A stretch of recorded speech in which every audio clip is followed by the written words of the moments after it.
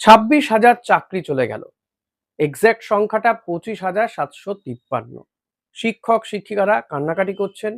তাদের উপর ডিপেন্ড করে থাকা লক্ষাধিক মানুষ, তাদের পরিবারের লোকজন, তাদের ছেলে মেয়েরা, তারাও অথই জলে। কি করবেন কেউ কিচ্ছু জানেন না। কোথায় যাবেন কেউ কিচ্ছু জানেন না।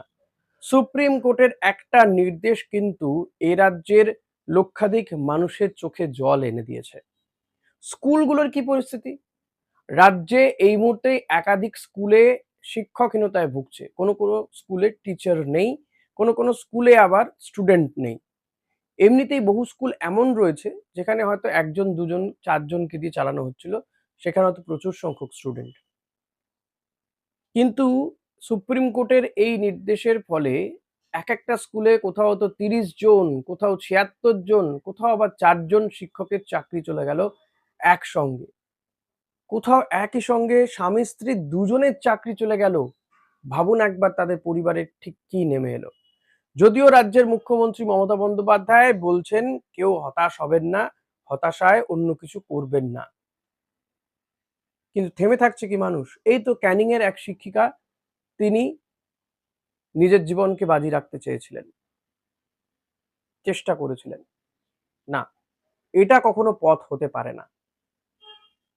সেটাই বারবার প্রত্যেকটা রাজনৈতিক দলেরই বোধহয় বোঝা উচিত, বলা উচিত। নিঃসন্দেহে আন্দোলন করার অধিকার সবার রয়েছে। আন্দোলন তো হবেই। এবং যে বা যারা দুর্নীতি করলো, আমার মনে হয় ঠিক তাদেরকে খুঁজে খুঁজে বার করে তাদের শাস্তি দেওয়া হোক।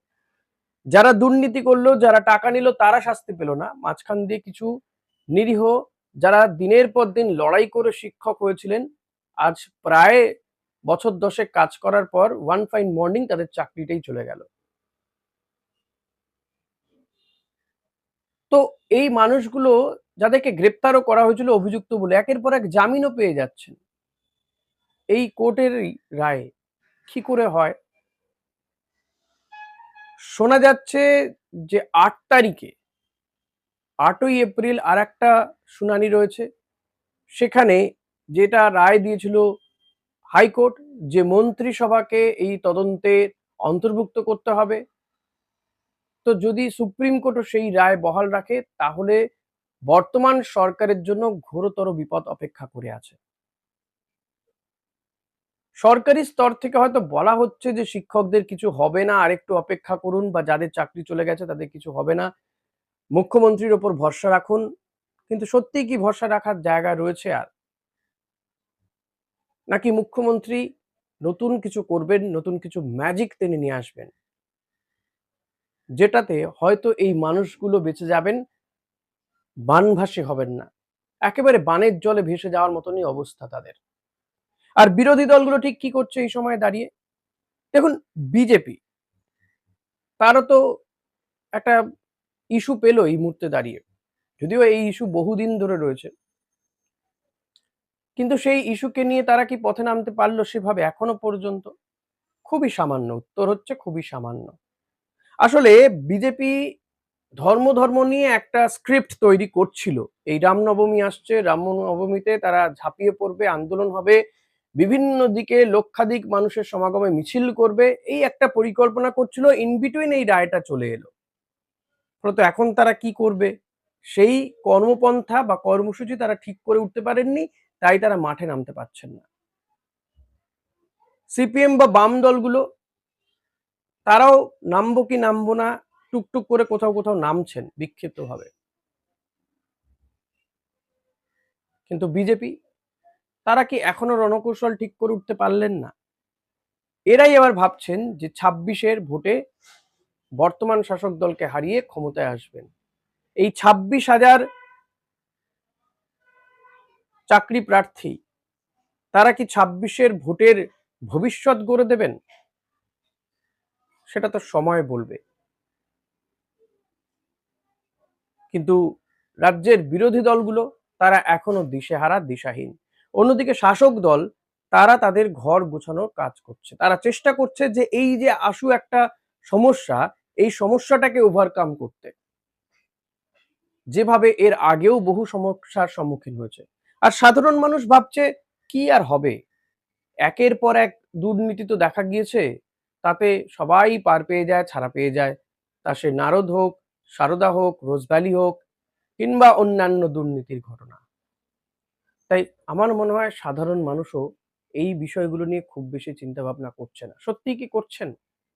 একটু লিখে জানান না, কমেন্ট করুন প্লিজ। সত্যিই কিন্তু চিন্তার বিষয়, এক লপ্তে এতগুলো মানুষের চাকরি চলে গেল। আর যারা দায়ী তারা এসি রুমে বসে থাকবে, ঠান্ডা রুমে বসে বসে ল্যাজ নাড়বে। তদন্তকারী আধিকারিকরা তারা খুঁজে বার করতে পারলেন না। চাল আর কাকড়ের মধ্যে কাকড়টাকে বেছে ফেলে দিতে পারলেন না তারা। ব্যর্থতা তো তাদের। সিবিআই কি করলো? আচ্ছা, চোর কি কখনো তার সম্পর্কে যাবতীয় তথ্য দিয়ে দেয়? যদি আমি ধরেই নিই যে এসএসসি এই দুর্নীতির সঙ্গে যুক্ত, তাহলে এসএসসি কি সবকিছু খুলে রেখে দেবে সামনে যে আসুন দেখুন যে আমি কিভাবে দুর্নীতি করেছি? নয় তো। সে কি কিভাবে দুর্নীতি করেছে, কিভাবে একটা চোর চুরি করে বা কেউ একজন চুরি করেছে, তার চুরিটা আমাকে জেনে তারপর তো তাকে প্রমাণ করতে হবে, হ্যাঁ এ চোর, এইভাবে চুরি করেছে। তো এটাই তো তদন্তকারী আধিকারিকদের কাজ ছিল, যে এসএসসি এই দুর্নীতির সঙ্গে যুক্ত বলা হচ্ছে, কিন্তু হাউ সেটা তো প্রমাণ করা হলো না। কে কে যুক্ত এর সঙ্গে বৃহত্তর ষড়যন্ত্র বলা হচ্ছে, কিন্তু কারা কারা যুক্ত, শাস্তি কি তারা পেল না শাস্তি। মাঝখান দিয়ে সাধারণ মানুষের চাকরি চলে গেল, এই 26,000 ছেলে মেয়ের চাকরি চলে গেল। অসহায় হয়ে পড়লো লক্ষাধিক মানুষ। স্কুলগুলোর অবস্থা ভাবুন তো, কোথাও পরীক্ষা শুরু হয়েছে, কোথাও পরীক্ষা শুরু হবে। সরকারি স্কুলগুলোর ছেলে মেয়েরা কোথায় যাবেন? উত্তর নেই। আছে কি উত্তর? জানান আমাকে। অতি অবশ্যই জানাবেন, কমেন্ট করে জানাবেন।